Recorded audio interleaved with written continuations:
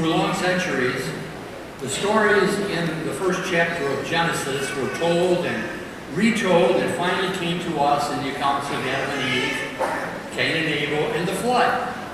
The human family, broken, yet accountable to the God of holiness. The stories mirror the shadow side of every man and woman. Violence. Also in every human community, political, economic, religious. All we need do is to open up the newspapers this morning or read current journals.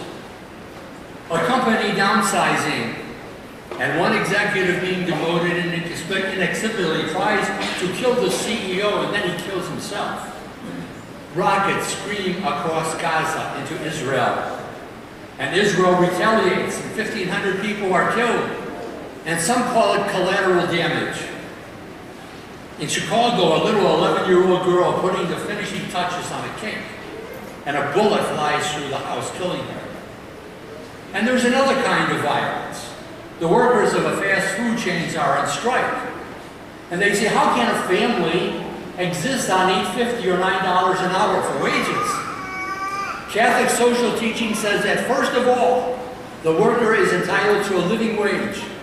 And only after that funds to those who invest. Among other things, investors are also gamblers. Religious sisters, the shining example of the Catholic Church in the United States, harassed, needing to prove their loyalty. All of this violence and so much more, so contrary to what should be and what can be. The prophet Isaiah, 600 years before Christ, cries out, all you who are thirsty, come to the water. Why spend your money for that which is not bread? Come to me, eat fully, listen, that you may have life. And the risen Christ tells us what is the water, what is the bread that we should seek.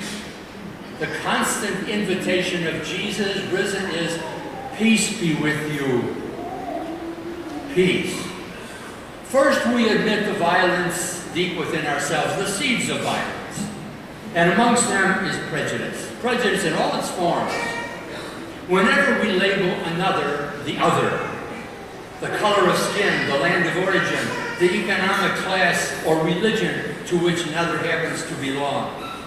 Whenever another is labeled, cataloged, judged, and put down, if only in thought.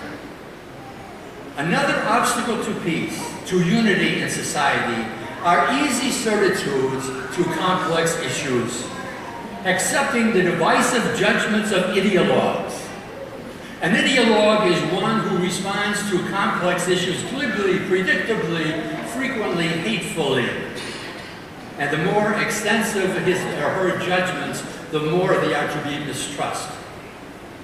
We should have such a love for truth that we mistrust all slogans, whether left or right.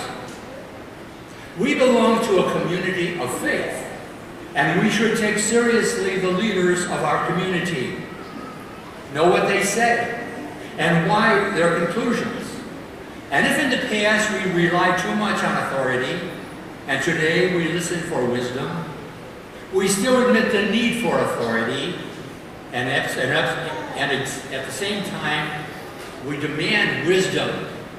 It's a very difficult and slippery path on which we walk. We belong to families of many different configurations, and inevitably there will be differences.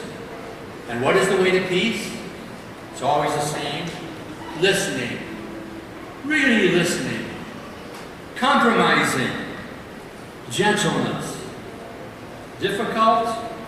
Most certainly. I learned that in the second pastor that I had. He was a remarkable man. He was an AA guy. And he took it very seriously, and he changed from the inside out. And he had 3 young priests who were working with him, and we were all very aggressive and rather bright and really interested in what we did. And inevitably there would be friction, but the pastor would call us together. And he'd say, well, let's talk it over. So we would listen to one another and very often compromise. Sometimes that's a bad word in modern psychology. It's a very good word. Compromise is the name of the game. And so those are some of the ways to peace. We are disciples of Jesus Christ above all the other commitments that we have made. And we have been enlightened by his wisdom and encouraged and strengthened by his example. And so, as did Jesus, we see the brokenness of the world around us and we ask, what can we do? And Jesus turns to you and to me and he says, you have been enlightened. You have been enriched. Feed them yourselves. The hunger for peace and justice and unity of good people, not joined to any community of faith, is very pervasive. The search for what truly matters stretches way beyond the community of faith. And if the way we think and speak and act connects with what we know of the wisdom of Christ and of his compassion, we have something to nourish the hunger around us.